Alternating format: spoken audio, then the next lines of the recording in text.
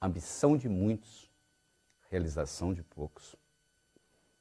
Primeiro eu quero começar a falar sobre a importância do dinheiro. Você acha que dinheiro é importante na sua vida? Porque muita gente fala, dinheiro não é importante. O importante é ser feliz. Eu quero saber se você tem os credores batendo na sua porta, se você tem um filho doente que você não pode levar no médico, se você tem uma mãe que está precisando de assistência médica e você não tem dinheiro, se o dinheiro é importante. Dinheiro é importante, sim.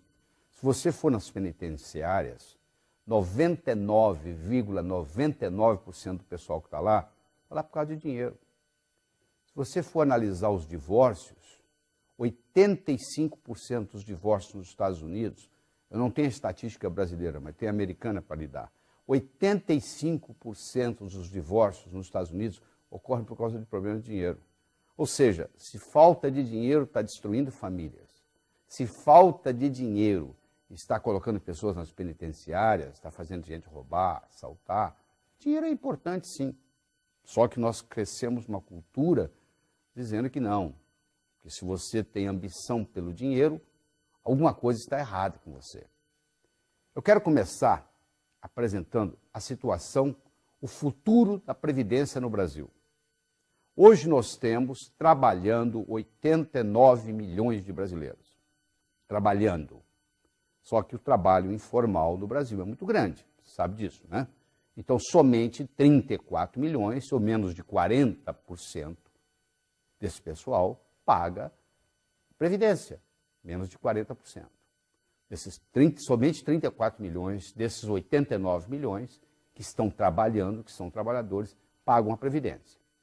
Muito bem, temos 21 milhões de aposentados. Se você fizer a matemática aí, você vai ver que você tem 1,6 trabalhando para um aposentado. Essa é a relação. Isso quando começou lá atrás, nós tínhamos 40 brasileiros trabalhando para um aposentado. Hoje nós temos 1,6 brasileiros trabalhando para um aposentado. Se fosse só isso, já estava mal, mas você imagina. Antigamente, o sujeito se aposentava aos 65 e morria aos 67. Hoje ele se aposenta aos 65 e não morre mais. Tem gente usufruindo da aposentadoria por 30 anos.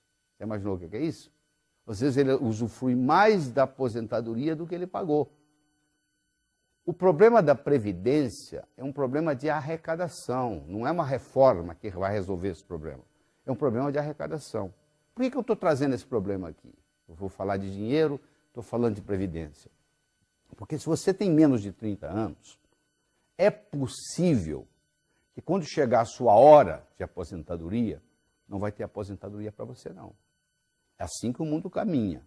As pessoas, os países estão envelhecendo, o mundo como um todo está envelhecendo, o pessoal cada vez está vivendo mais, cada vez dependendo mais da aposentadoria e cada vez menos gente trabalhando correspondente ao número de pessoas aposentadas.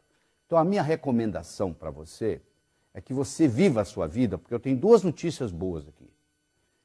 Aliás, uma boa e uma má. A boa notícia é que você vai viver muito tempo, porque hoje a medicina permite a gente estar vivendo muito tempo. A má notícia é que é possível que o seu dinheiro acabe antes da sua vida. Se isso acontecer, você vai depender de quem? Dos seus filhos, que provavelmente já estarão velhos também, dos seus netos. Eu acho que o neto está cuidando da vida dele, não vai separar a vida dele para cuidar da situação financeira do avô. Então eu acho que você deve pensar nisso seriamente. E como é que você faz? Aí que vem esse material aqui. Então eu quero começar perguntando para você, qual é a sua abastança? Isso mesmo, abastança. Talvez seja uma palavra nova para você, não é? Abastança é com C cedilha. Abastança significa o número de dias que você pode viver sem trabalhar, mantendo o seu padrão de vida. Se você parasse de trabalhar hoje, ou se você tivesse um acidente, ou se você fosse demitido, quanto tempo, quantos dias você pode manter o seu padrão de vida manter o seu padrão de vida e sem trabalhar, continuar vivendo. Isso é abastança. Deu para entender? Você tem que fazer o seu cálculo. Eu recomendo que todo final de ano você faça o seguinte: você faz um cálculo da sua abastança. Se a sua abastança de ano para ano não estiver aumentando e você continuar trabalhando, alguma coisa de errado está acontecendo. Ou seja, está trabalhando por nada. Você está gastando em coisas fúteis, supérfluas, e não está criando a sua abastança. Então, todo final de ano, você tem que ver o seguinte: qual é a minha abastança esse ano, qual era a minha abastança ano passado e quanto que eu melhorei. Até que vai chegar um ponto, espero eu, que a sua abastança seja indeterminada. Ou seja, o dinheiro que você ganhou vai gerar dinheiro, que vai gerar dinheiro, que vai gerar dinheiro, que mesmo que você viva 120, 130 anos, que vai ser possível no futuro próximo, você vai ter dinheiro suficiente. Você deve conhecer um ditado de Sócrates, que diz assim: diz-me com quem andas e dir-te-ei quem és. Você já escutou falar disso? Pois é, olha que experiência interessante. Talvez você tenha que parar até para refletir. Olha só, quais são as 6 pessoas com quem você passa a maior parte da sua vida? Todos os seus filhos, filhas, genros e noras vão contar um só. Você vai fazer uma lista. Com quem eu passo mais tempo, segundo com quem eu passo mais tempo, terceiro com quem eu passo mais tempo, quarto, 5, 6.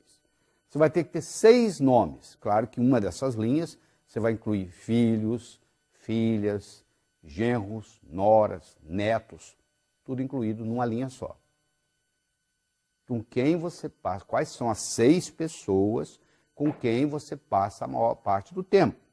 Quem é o número 1, 2, 3, 4, 5, 6. Dá para você fazer isso aí agora, antes de nós continuarmos essa conversa? Tá bom, eu vou assumir que você tem aí 1, 2, 3, 4, 5, 6. Agora eu vou fazer a seguinte pergunta para você.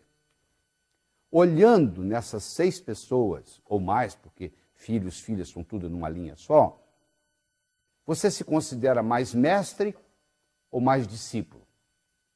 Você se considera mais orientador ou mais orientado? Você se considera mais professor ou mais aluno?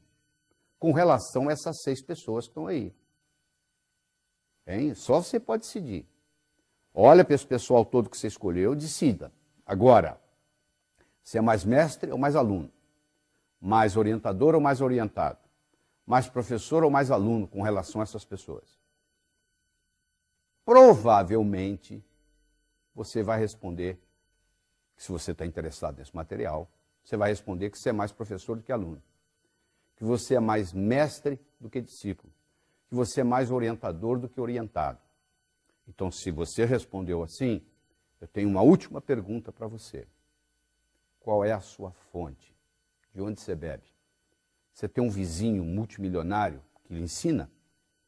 Você tem uma pessoa muito bem sucedida em negócio, que todo dia você liga para ela e conversa?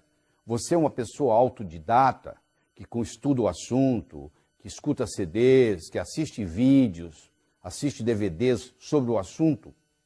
Você é aquele cara que pesquisa na internet sobre finanças, que entende do mercado de ações? Qual é a sua fonte? De onde você bebe? Porque se você não tiver uma fonte confiável, você está orientando essas pessoas em quê? Se você próprio não tem uma orientação. Hoje, fala-se de sexo na mesa de jantar. O pai e a mãe ensinam para os filhos como é que usa camisinha, etc. Mas ninguém fala de dinheiro, você já percebeu isso? A família tem a expectativa de que o colégio vai ensinar, que a escola vai ensinar. Pois a expectativa da escola é exatamente o contrário. A escola acha que os pais têm que ensinar isso, não é obrigação da escola. Ora, se a criança não aprende em casa, se a criança não aprende na escola, ela vai aprender aonde? Aprender a quê? Aprender a ganhar dinheiro. Aprender a quê? Aprender a aumentar a inteligência financeira, principalmente a prosperidade. Porque é mais do que simplesmente ganhar dinheiro. Prosperidade inclui dinheiro, inclui saúde, inclui amizades. O que adianta você ter dinheiro e não ter saúde? Está em fase terminal de câncer. Eu tenho certeza que com uma pessoa em fase terminal de câncer, daria toda a fortuna que tem para se curar, não é verdade? Então tem que ter saúde. O que adianta você ter dinheiro, ter saúde e não ter com quem compartilhar? Não faz diferença nenhuma, não é verdade? Então é um tripé. É dinheiro, é saúde e é felicidade. Porque o dinheiro vai lhe dar o quê? O dinheiro vai lhe dar independência financeira. O que é independência financeira? É você não fazer nada que você não goste por causa de dinheiro. E nunca deixar de fazer algo que você goste por falta de dinheiro. Se você está fazendo algo que você não gosta por causa de dinheiro, ou deixando de fazer algo que você gosta por falta de dinheiro, você ainda não adquiriu o nível de independência financeira. Que, aliás, só 4% da população no mundo adquire. É uma minoria que tem esse privilégio. Então, para você ir a qualquer lugar, você tem que saber de onde você está saindo. Na vida é a mesma coisa. Então, agora eu vou lhe dar a oportunidade, você que está trabalhando com esse material, eu vou lhe dar a oportunidade de você identificar onde é que você está. Porque se você comparar o seu ganho com as suas despesas, você tem 3 situações. Não é verdade? Ou você está ganhando mais do que você está gastando, ou você está ganhando igual você está gastando, ou você está gastando mais do que você está ganhando. Não tem outro jeito. Ou você ganha mais do que gasta, ou você gasta mais do que ganha, ou você está ganhando e gastando mais ou menos igual. Então, levando em consideração tudo isso, você vai poder, nesse momento, determinar o seu nível financeiro. Eu tenho 4 níveis aqui para você estudar qual que é o seu. Vou falar o primeiro, sobrevivência. A própria palavra já diz, sobreviver. Significa o seguinte, eu estou trabalhando hoje para pagar o que eu gastei ontem. Eu estou sobrevivendo. Isso é sobrevivência. Número 1. Número 2. Estou trocando 6 por meia dúzia. Sabe o que significa trocar 6 por meia dúzia? Eu estou pedalando. Se eu parar de pedalar, eu desequilibro a bicicleta. A bicicleta só se mantém em equilíbrio se você estiver pedalando. Para de pedalar para você ver. Você cai ou para a direita ou para a esquerda. Então o sujeito está pedalando, ou seja, ele está ganhando, gastando, ganhando, gastando, ganhando, gastando. Esse é o nível 2. O nível 3 é quando você está guardando dinheiro debaixo do colchão. Não é literalmente colocando dinheiro debaixo do colchão. Não é isso que eu estou falando, não. Eu estou usando essa expressão para indicar o seguinte, está sobrando dinheiro, só que você não sabe o que fazer, você não sabe como investir. Só para você ter uma ideia, se amanhã você colocar R$100 na poupança do seu banco e só retirar daqui 10 anos, deixar lá durante 10 anos, o dia que você for lá buscar, se você pegar aquele dinheiro todo, você vai poder comprar uma roda com pneu. Por outro lado, se você amanhã pegar R$100 emprestados, amanhã você pegar R$100 emprestados do seu banco e não pagar juros por 10 anos, daqui 10 anos você vai dever para o banco um carro zero, o valor de um carro zero popular. Se você deixar o dinheiro lá, você vai poder no final comprar um pneu com a roda. Se você sacar o dinheiro e não pagar os juros, você vai dever um carro zero popular brasileiro, que não é barato. Então isso lhe dá uma ideia da perspectiva do processo. Quer dizer, dinheiro na poupança é quase igual você colocar o dinheiro debaixo do colchão. Então esse é o item 3. E o item 4, quer dizer, o primeiro é sobrevivência, o segundo é trocar 6 por meia dúzia, o terceiro é guardando debaixo do colchão, e o quarto é justamente aquilo que nós já conversamos, que é a independência financeira.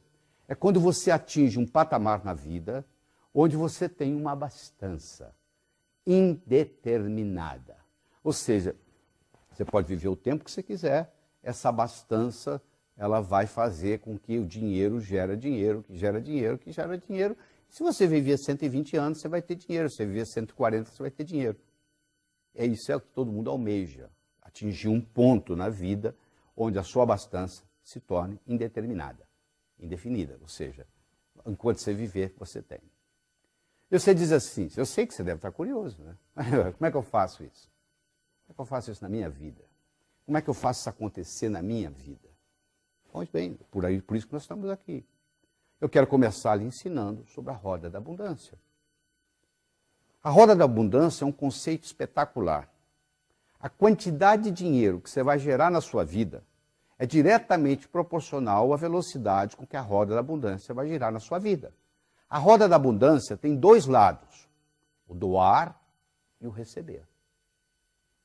O doar pode ser duas coisas diferentes. Você pode doar para quem precisa, chama-se caridade, ou você pode doar para quem não precisa, chama-se generosidade.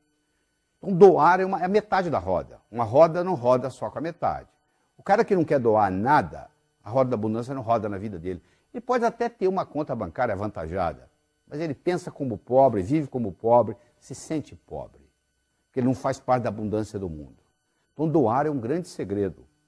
Pergunta para os Rockefellers, o próprio Bill Gates acabou de se aposentar e agora vai se dedicar tempo integral ao altruísmo, tempo integral à fundação, ou seja, para ajudar os necessitados. Porque ele sabe, ele descobriu esse segredo que os Rockefellers descobriram, que todo mundo sabe, que é dando que se recebe. Então deixa eu falar um pouco na diferença entre caridade e generosidade. Se eu dou um dinheiro para alguém e essa pessoa está precisada, eu acabei de fazer um ato de caridade. Se eu dou o dinheiro para alguém, ou não necessita ser dinheiro, se você compra uma gravata e leva de presente para o seu amigo que está fazendo aniversário, você não fez uma caridade. O seu amigo poderia ir no shopping e comprar aquela mesma gravata. Ele não está precisado para comprar a gravata. Você não precisava ter levado a gravata para ele. Você não foi caridoso, você foi generoso. Se você pratica só caridade, você está enviando para o seu subconsciente a seguinte mensagem: no mundo só ganha quem precisa. Eu vou ficar precisado para ganhar. Faz sentido o que eu estou falando? Se você pratica também generosidade, você está enviando a seguinte mensagem para o mundo: mesmo quem não ganha, mesmo quem não precisa, ganha. Eu não necessito ficar precisado para ganhar. Então essa roda da abundância, ela tem dois lados: o doar, que nós acabamos de falar, e o receber. Tem gente que não aceita nada dos outros, já percebeu? Tem gente que faz favor para os outros, mas não aceita favor de ninguém. Isso tem um nome. Como é que chama? São pessoas soberbas. O que é a soberba? Você acha que não precisa de ninguém. As pessoas precisam de você. Então essas pessoas não têm problema no lado do doar, mas elas têm um problema do lado do receber. E como a roda é metade doar e metade receber, vem um problema. Esse conceito da roda doar-receber, eu poderia trocar a palavra doar pela palavra vender. Eu poderia trocar a palavra receber pela palavra comprar. E eu vou lhe explicar toda a recessão do mundo, toda a economia mundial. O que é uma recessão? É quando o comprador para de comprar, o vendedor para de vender, o comprador para de comprar, o vendedor para de vender, entra em recessão. O que é sair da recessão? O comprador começa a comprar, o vendedor começa a vender, comprar, vender, sai da recessão. Eu posso explicar a economia mundial baseada nessa roda da abundância. Só que aqui eu troquei a palavra vender pela palavra doar e troquei a palavra comprar pela palavra receber. Então eu tenho 4 situações básicas na vida. Eu tenho o sujeito que tem problema em doar, mas tem facilidade em receber. Essas pessoas são pessoas egoístas. Elas têm habilidade de receber, mas não querem doar. Venha a nós o vosso reino nada. Tem pessoas que têm dificuldade tanto em doar quanto em receber. São pessoas estéreis. Elas têm dificuldade em doar e dificuldade em receber. Não é verdade? Tem pessoas que têm facilidade em doar, porém dificuldade em receber, que nós já falamos que são as pessoas soberbas. E finalmente nós temos uma pequena população do mundo que tem tanta habilidade de doar quanto receber. São pessoas prósperas. São pessoas que conhecem o caminho das pedras. Uma pessoa próspera, se você tirar a riqueza dela, ela manifesta de novo, porque ela conhece o caminho. Já uma pessoa só rica, que herdou, por exemplo, uma herança e tem uma conta avantajada no banco, se você for lá tirar o dinheiro dela e ela for só rica e não for próspera, ela não consegue manifestar de volta esse dinheiro. Porque o que aconteceu com ela foi o seguinte, ela tem riqueza, mas ela não tem prosperidade. Prosperidade é algo mais complexo do que riqueza, tá bom? Nessa roda da abundância, existem alguns verbos interessantes que a gente podia conversar com você em detalhe. Um verbo importantíssimo é o verbo declarar. Você sabia que declaração cria realidade? Dois noivos, um casal de noivos vai perante um juiz, e o juiz declara os noivos marido e mulher. Imagine se ela falasse assim, seu juiz, eu mudei de ideia, eu não quero me casar mais. Ele vai dizer, agora você tem que se divorciar, porque eu já declarei vocês marido e mulher. Olha que interessante, uma declaração cria uma realidade, jurídica no caso. Eu declaro ser próspero, eu passo a fazer o que gente próspera faz, eu passo a ter prosperidade. Então eu tenho que ser, fazer, ter. Ah, se eu tivesse dinheiro, quanta gente fala assim, mas isso não funciona. Existe um livro nos Estados Unidos, que não foi traduzido para o português, onde eles estudaram os 20 maiores ganhadores da maior loteria dos Estados Unidos, que é a loteria da Califórnia. E estudaram esses indivíduos durante 10 anos. Do momento que eles determinaram fazer o estudo, eles disseram, daqui para trás, quem foram os 20 maiores ganhadores? Vamos acompanhar esse pessoal por 10 anos. Você acompanhou. 10 anos depois, 18 dos 20 maiores ganhadores da maior loteria do mundo estavam mais pobres do que antes de ganhar a loteria. Vou falar de novo. 10 anos depois, 18 dos 20 ganhadores da loteria californiana estavam mais pobres do que antes de ganhar a loteria. Provando, mais uma vez, que o sucesso vem de dentro. Eu tenho que ser, fazer, ter. Se eu tiver sem ser, não pertence a mim. Você já viu várias notícias na televisão brasileira de pessoas que ganharam na loteria e criou-se um grande problema na vida delas. Justamente porque recebeu o dinheiro e não estavam preparados para isso. Entendeu? Então isso é muito importante você entender essa história do declarar. A segunda coisa importante é o verbo solicitar. Tem um ditado que diz assim, o mendigo tímido termina o dia com a bolsa vazia. Porque ele não solicitou. Ele não pode ser tímido se ele quer ser mendigo. Ele tem que aprender a lidar com não. O mendigo lida com não o dia inteiro, porque a maioria não dá dinheiro para ele. Mas ele está lá solicitando, pedindo. Você extrapola isso para nós. Nós também temos que estar solicitando coisas do universo. Se você é muito tímido na sua solicitação para o universo, você termina a vida com o bolso vazio. No caso aqui. Solicitar é importante. Terceiro é o agradecer, é a gratidão, que é a mãe de todas as outras virtudes. Você tem que agradecer aquilo que você tem, a fim de obter aquilo que você quer. Se você não tem a habilidade de agradecer, você não acumula aquilo que você quer. É um princípio cibernético de realimentação. Quando você coloca um ar-condicionado numa sala e coloca no termostato do ar-condicionado 21 graus Celsius, a temperatura da sala vai realimentar esse processo. Todas as vezes que a temperatura for acima de 21, o ar-condicionado vai ligar automaticamente. Todas as vezes que ela for abaixo de 21, o ar-condicionado vai desligar e vai ficar só na ventilação. Você criou um processo cibernético, um processo de realimentação. O mesmo ocorre com o processo de gratidão. Quando eu agradeço aquilo que eu tenho, é uma realimentação positiva, eu obtenho mais daquilo. É um segredo muito bem guardado. E segundo é a sua habilidade de arriscar. A pessoa quer progredir, mas ela não quer arriscar. Se você já foi no circo alguma vez, ou já assistiu algum filme de circo, você vai ver que o trapezista está no trapézio, ele para pegar o próximo trapézio, ele solta esse, fica vulnerável para pegar o próximo. Claro que ele dá uma olhadinha para ver se vem outro trapézio. Se não vier, ele não solta esse. Eu não estou dizendo que você vai deixar o seu emprego e vai ficar vulnerável. Você tem que planejar o próximo passo. O que você vai fazer depois disso? Isso é importante, esse processo, você fazer isso. Então, esses verbos são muito importantes.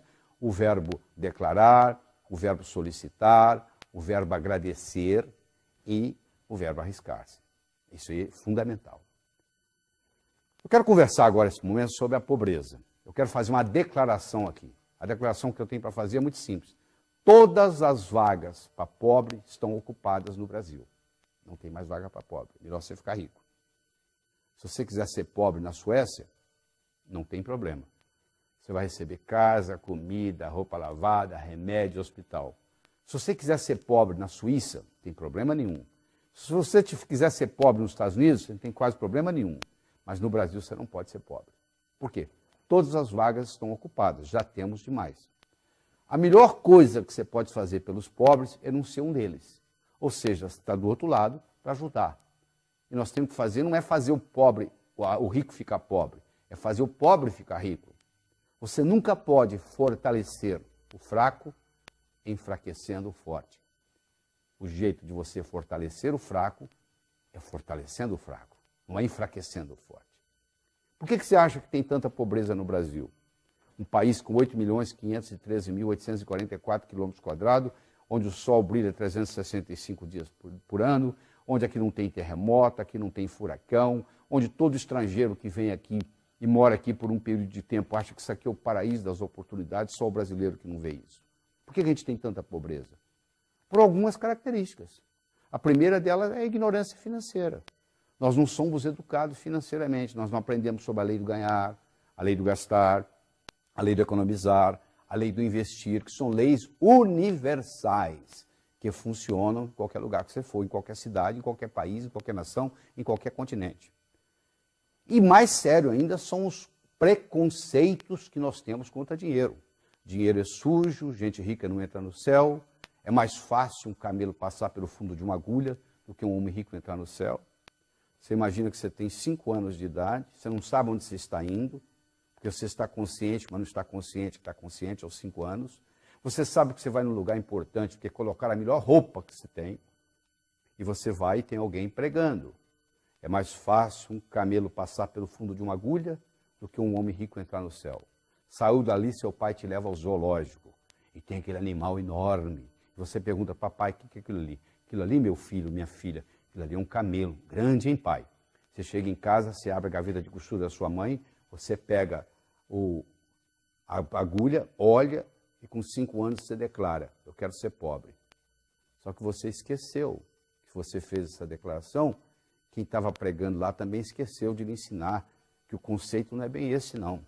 Lá em Jerusalém, tem os resquícios das muralhas, e os resquícios dos portões, que se fechavam às 18 horas, às 6 horas da tarde, e qualquer caravana de camelo que chegasse depois das 6 horas da tarde, era proibida de entrar, a não ser que o camelo entrasse pelo fundo da agulha, que era uma portinhola feita dentro do portão, no próprio portão, só que um camelo, para passar pelo fundo de agulha, meu amigo, 2 coisas tem que ocorrer. Primeiro, tem que fazer isso descarregado.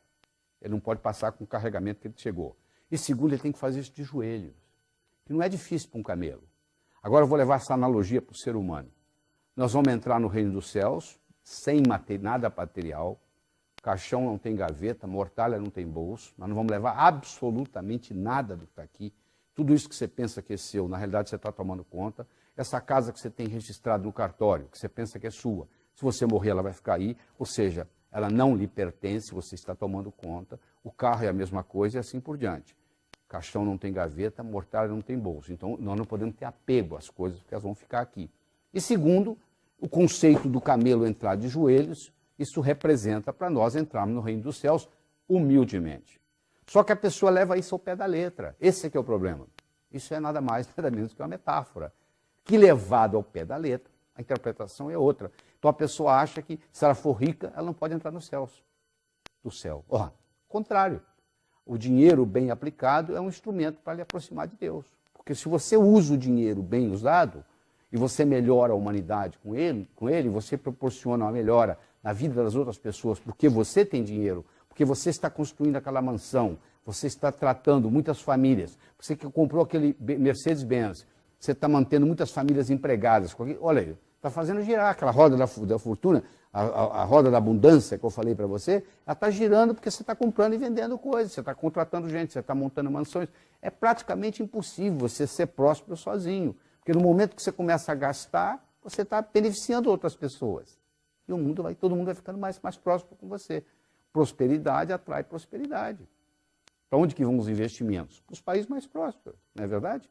Então isso é o que vai acontecendo. Então nós temos essa série de preconceitos. E esses preconceitos muitas vezes não têm nenhuma causalidade. Há uma diferença entre causalidade e casualidade. Casualidade é por acaso. Causalidade tem causa. Você quer ver um mito, porque isso é mito. Quando você tem casualidade, mas não tem causalidade, você cria mitos.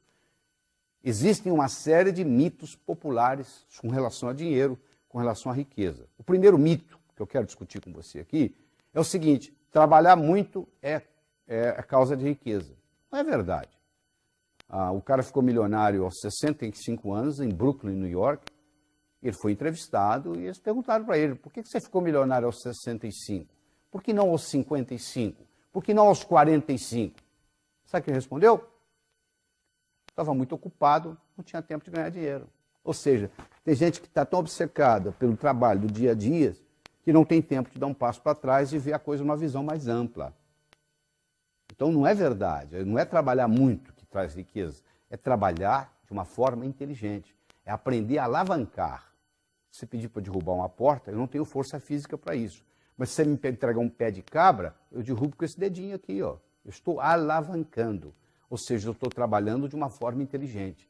Alavancar no mundo de negócios é trabalhar de uma forma inteligente. Então isso é muito importante.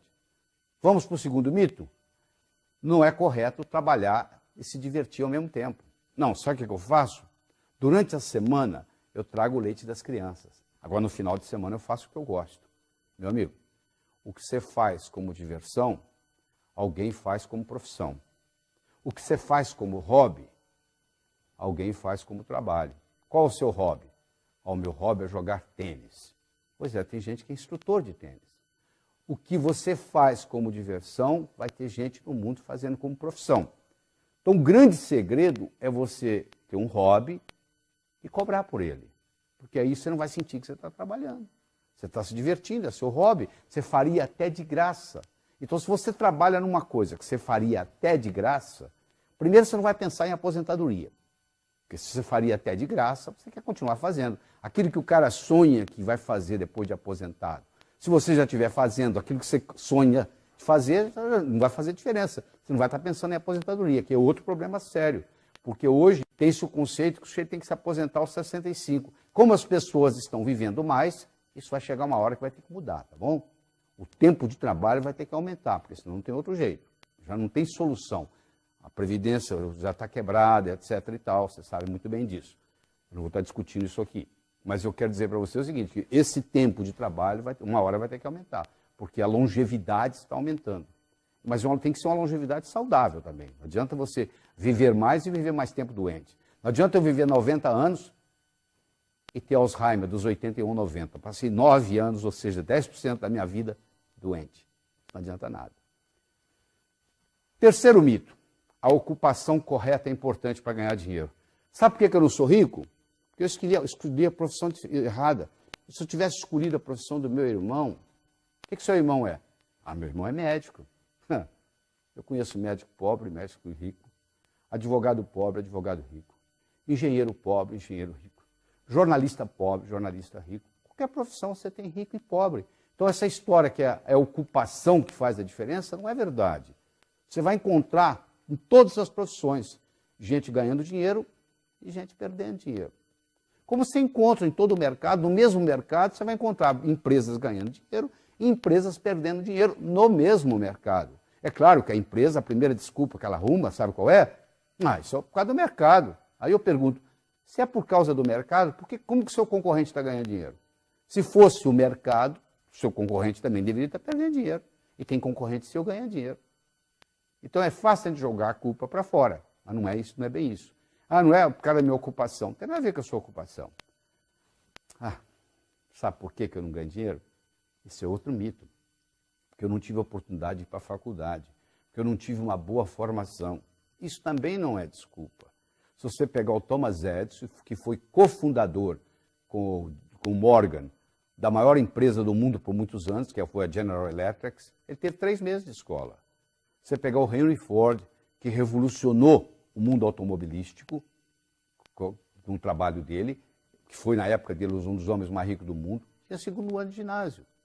Se você pegar uma figura atual, que é o Bill Gates, que tem 3 recordes mundiais, ele também não terminou a faculdade.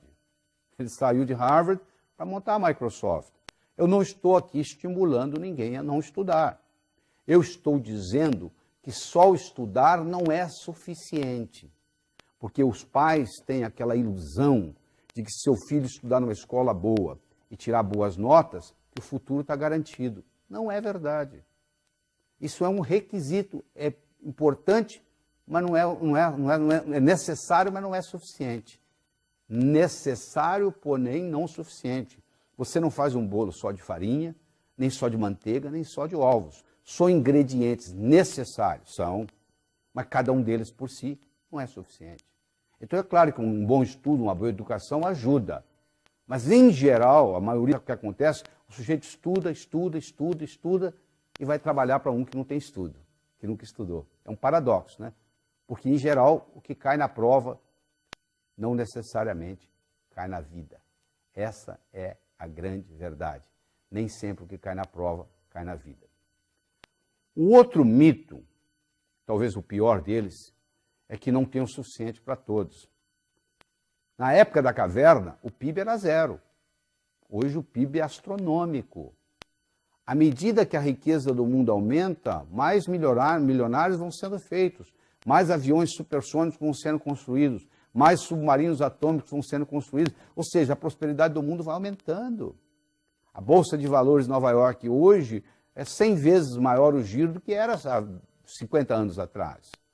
Ou seja, a riqueza vai aumentando. Tem para todos, sim. Quer dizer, esse conceito de que não tem para todos é um problema seríssimo, porque a pessoa que tem esse conceito, ela acha que se ela ganhar, alguém tem que perder. Não, para eu ganhar, você não tem que perder. A não ser que você insista. Aí o problema é seu. E outro problema sério, que deveria ser ensinado no jardim da infância, são as leis da riqueza. A lei do ganhar, a lei do gastar, a lei do economizar e a lei do investir, que são leis universais, que funcionam em qualquer lugar. Sem o ganhar, meu filho, não adianta nada. Eu só vou poder gastar, economizar e investir se eu ganhar. Então, a primeira lei não é que é a mais importante. Segunda-feira não é mais importante do que terça, mas vem primeiro, não vem? É assim mesmo. Segunda vem antes de terça, terça vem antes de quarta. O ganhar tem que vir antes do gastar. Só que o ganhar é o seguinte, toda a riqueza é criada pela mente humana. Problema financeiro não se resolve com dinheiro. Eu nunca vi nenhum problema financeiro ser resolvido com dinheiro. O sujeito não está indo bem financeiramente, ele pega dinheiro emprestado com o cunhado para pagar o aluguel. Mês que vem, o aluguel venceu de novo e o cunhado já quer receber, ou seja, não resolveu nada. A empresa não está indo bem das pernas, ela vai no banco, pega dinheiro emprestado, não faz nada. No mês seguinte, ela deve o capital, os juros e agora está precisando de dinheiro de novo. Problema financeiro não se resolve com dinheiro. Problema financeiro se resolve com imaginação. Você não vai caminhar nas ruas da sua cidade, onde você mora, e que vai cair riqueza no dinheiro na sua cabeça, não. Se você não tiver um planejamento, se você não tiver uma estratégia, se você não tiver uma implementação, não vai ocorrer nada. Então, a lei do ganhar é fundamental. Segundo, vem a lei do gastar. Em que você gasta seu dinheiro? Aquilo que você valoriza. O dinheiro ele tem valor dependendo da transação que está ocorrendo. Um cara que é colecionador de selos, ele pega um olho de boi, vale uma fortuna o selo olho de boi. Para quem não coleciona selo, olha aquilo, não vale nada. Então, o valor do dinheiro é determinado pelo comprador e pelo vendedor em cada transação. E se você gastar o que você ganha, meu amigo, você está andando de bicicleta. Você tem que saber economizar. Você tem que pegar pelo menos 10% que você ganha, sagrado, e separar. Chama-se dízimo pessoal. A palavra dízimo vem de 10. Você tira 10% que você ganha. Aí você deve estar pensando assim, mas eu já economizo 20%, 30% do que eu ganho. Mas não é isso que eu estou falando. Esse dinheiro, esses 10%, você nunca vai poder gastar em nada perecível ou roubável. Isso tem que... Você pode colocar no banco, você pode comprar um apartamento, você pode comprar um lote, você não pode comprar carro, você não pode comprar avião, você não pode comprar barco, nada que seja perecível ou roubável. Isso aí funciona como se fosse o imã do dinheiro. Existe um indivíduo nos Estados Unidos chamado Robert Schuller, que construiu a Catedral de Cristal na Califórnia, em Los Angeles. Ele tem um programa na televisão americana há mais de 30 anos, todo domingo de manhã ele fala assim, se você me mandar 10% do que você ganha, você ficará rico. Tem gente mandando dinheiro há 30 anos para o Robert Schuller. Por quê? Porque funciona. Se você mandar 10% do que você ganha para o Robert Schuller, você também vai ganhar mais. Você não precisa mandar para o Robert Schuller em Los Angeles. Você pode mandar para o Laí Ribeiro em São Paulo. Você não precisa mandar para o Laí Ribeiro em São Paulo. Manda para você. Pega a sua conta final do mês, separa 10%, fala, isso é sagrado. Você deve estar pensando assim, mas peraí, se eu for pegar, eu já ganho tão pouco, como é que eu vou tirar 10%? Se você ganha pouco, 10% é quase nada. Não é verdade? Ou seja, não vai fazer muita diferença. Tem gente que vive com muito menos do que você vive. Se você tirar os 10%, o que vai sobrar, tem gente que vive com muito menos. Você tem que se ajustar a isso. Mas no momento que você faz isso, é um passo de mágica. Porque você está dando para o seu subconsciente a seguinte mensagem. Eu vivo no mundo abundante, ganho mais do que preciso, está sobrando. E esse dinheiro acumulado, ele vai criar o que se chama o imã do dinheiro. Semelhante atrai semelhante, ódio atrai ódio, amor atrai amor, a água atrai a água vai para o rio vai para o mar, não é verdade? Para onde vai a água? Para onde tem água. Para onde vai dinheiro? Você acha que dinheiro vai para o pobre? Não, o dinheiro vai para quem tem dinheiro. Se você for lá no banco e falar assim, pelo amor de Deus, me empresta que eu estou apertado. O banco fala para você, não. Agora você chega lá no banco e fala, eu tenho isso. O banco fala, você não quer levar um dinheiro emprestado? Olha que paradoxo. Quem está apertado mesmo, o banco não empresta. Agora, quem tem sobrando, tem crédito. Crédito é paradoxal, é quem não precisa que tem. Você não precisar, você tem. Mas na hora que você precisa, aí não tem. Olha que interessante. É o paradoxo. A vida está cheia de paradoxos, principalmente a vida financeira. Certo? Então é importante você entender isso. Mas uma coisa importante, se você não aprendeu nada até agora dessa nossa conversa, se você aprender sobre a importância do dízimo pessoal, já fez uma diferença muito grande. Se você aprendeu a importância do doar, já fez uma diferença muito grande. Porque você aprender a doar, você pode doar tempo, você pode doar dinheiro. Não é só, é o sistema de doar como um todo, é você se doar. É dando que se recebe, está lá na Bíblia. E se você aprender nessa lei do ganhar, do gastar, do economizar, que é o dízimo pessoal, o processo de investimento, o brasileiro tem uma dificuldade muito grande de investir, porque ele não é treinado, ele não aprende na escola, ele não sabe o que fazer com o dinheiro. Ele não sabe nem manusear o seu próprio pensamento, ele não sabe o poder que o pensamento tem de expandir, de criar, de eternizar-se. E o modo de você mudar, às vezes, algum conceito que você tem negativo com relação a dinheiro, é fazer uma afirmação exatamente ao contrário. O dinheiro é meu amigo. Vamos supor, você fala para você, o dinheiro é meu amigo. Se você acha que o dinheiro é seu inimigo, que você não se dá bem com o dinheiro, você começa a falar, o dinheiro é meu amigo, o dinheiro é meu amigo, o dinheiro é meu amigo, de repente você começa a acreditar. Eu ganho mais do que eu gasto, eu ganho mais do que eu gasto, eu ganho mais do que eu gasto, eu ganho mais do que eu gasto. E aí você começa, o seu inconsciente começa a ficar dizendo, eu ganho mais do que eu gasto, eu ganho mais do que eu gasto. Eu começo a acreditar. Você sabe que tem pessoas que têm dívida como condição de vida, né? A pessoa ganha X, está devendo, você dobra o salário dela, ela está devendo mais ainda. Você triplica o salário, ela deve mais ainda. Quanto mais ela ganha, mais ela gasta. Você deve conhecer alguém assim, ou talvez tenha alguém assim na família. Essa pessoa que tem dívida como condição de vida, ela está faltando perdoar alguém, sabia? Principalmente pai e mãe. Se você tem ressentimento no seu coração, você causa uma resignação de futuro. Se você perdoa o seu passado, você multiplica as suas possibilidades de futuro. Então, uma pessoa que carrega ressentimento no coração, ou do pai, ou da mãe, ou da família, ou o que seja, dificilmente vai fluir nela essa prosperidade. E uma chega a ponto de ter dívida como condição de vida. Outra coisa importante que eu quero dizer para você aqui é sobre o dinheiro herdado. Cuidado com o dinheiro herdado, porque o dinheiro herdado ele pode vir, na maioria das vezes ele vem com a conotação de morte. Alguém teve que morrer para você pôr a mão naquele dinheiro. Então, se você tem como conotação de morte, é um problema sério. Porque se vem com alguém que morrer, aquilo não é bem-vindo, aquilo não funciona bem. Então, você conhece gente que vem de família muito rica, que tem muito dinheiro no banco, mas que se você for analisar, a pessoa vive como pobre, se comporta como pobre, pensa como pobre, tem toda uma atitude de pobre, só tem o dinheiro no banco. Ora, se ele tem o dinheiro no banco, mas ele tem toda uma atitude como pobre, na realidade ele está vivendo uma vida de pobre. Viver a vida próspera é diferente. Falta de dinheiro pode ser uma questão temporária. Pobreza é um estado de espírito. Quer dizer, a pessoa, para ter vida próspera é uma questão de atitude. Às vezes ela não tem dinheiro, mas ela sabe que é uma questão de tempo. Falta de dinheiro pode ser uma questão temporária. Pobreza é um estado de espírito. Essa é a verdade sobre tudo isso aí. Então, o que eu quero deixar bem claro é que isso aí é uma ciência. Do mesmo modo que você aprende física, que você aprende química, que você aprende biologia, você pode também desenvolver a sua inteligência financeira. Se você deixar do jeito que está, a tendência é piorar. Se você deixar seu carro parado um ano, depois de um ano você não consegue dirigi-lo, não é verdade? A gasolina evaporou, a bateria descarregou, você não tem condições, está tudo enferrujado, o pneu baixou, você não consegue dirigi-lo. Por quê? Deteriora. As nossas ideias é a mesma coisa. Você tem uma série de ideias que você vai vivendo a vida. Se você não começar a colocar ideias novas, aquelas velhas vão se deteriorando e o mundo vai mudando. Então chegou a hora de você começar a adquirir conhecimento novo. O que vai fazer você mudar é o conhecimento que entra. Do mesmo modo que você toma o café da manhã, almoça e janta, os nutrientes da mente são as ideias.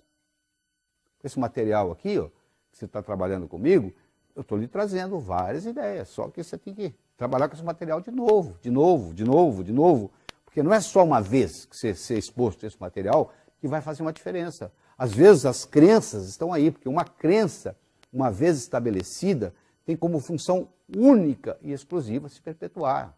A tendência da crença é continuar lá, firme.